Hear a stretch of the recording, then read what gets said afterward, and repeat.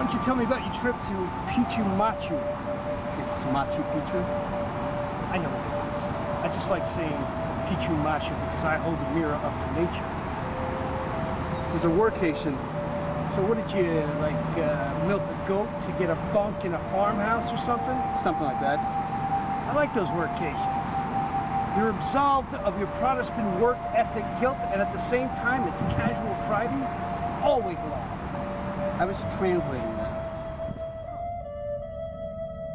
What do you speak? Picchu or Machu? I don't have time for your quips. And after what I've seen in Machu Picchu, none of us have any time left. Why, is the world coming to an end? Anyway, we got roughly 6 months until the end of the world. I figured now is a good time to unravel the mysteries of the ancients. You know what I would have done if I were you? I would have bought my ticket December 20th. This way I would have saved on the return flight. Well, no, because Venus, Saturn, Jupiter, and the Moon were lining up for the first time in over 1,000 years, and I wanted to view them all. What about Mars? What? What about Mars? Didn't Mars get the memo? No, Mars did not get the memo. Yeah, I wanted to ask you something about death, now that we're on the subject. So you're in a plane, right? And you know it's going down. What would you do? I mean, would you put your head between your legs the way they expect you to? Or would you want to sit upright in anticipation of the impact? I think I'd want to sit upright.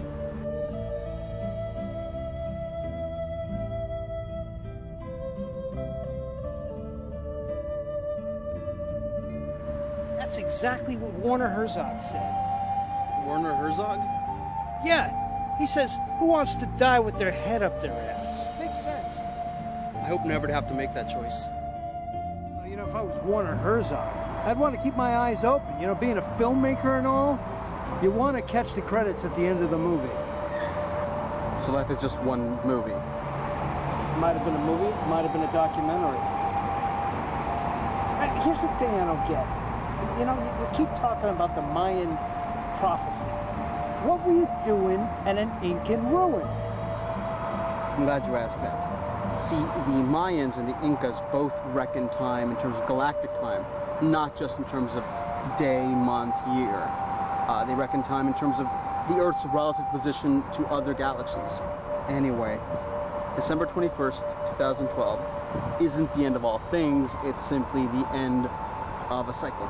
Oh, so there's a disclaimer on the apocalypse now. Oh, I didn't know this. I thought it was the end of the world. Figuratively.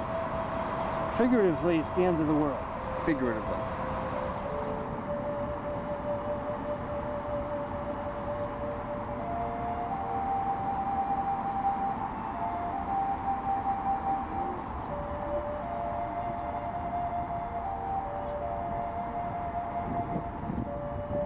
This is all Machu Do About Picchu. You don't care about the end of the world. You just like the snob appeal of going to some ancient ruin. Oh, look at me! I'm celebrating doomsday at Stonehenge. Yeah. Let's go out to Easter Island when the moon walks off its rotation and slams into the earth.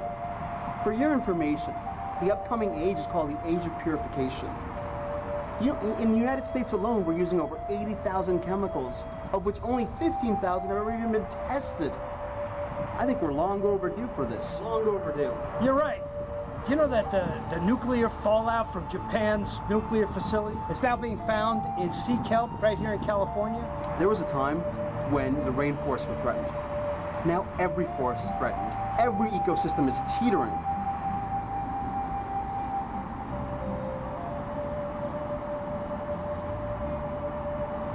So I climbed up the mountain. What was it like? Like a dream. Looking at the past and imagining the future.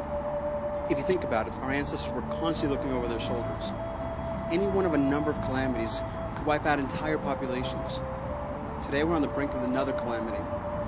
Any number of natural or man-made disasters are waiting to bring this cycle to an end.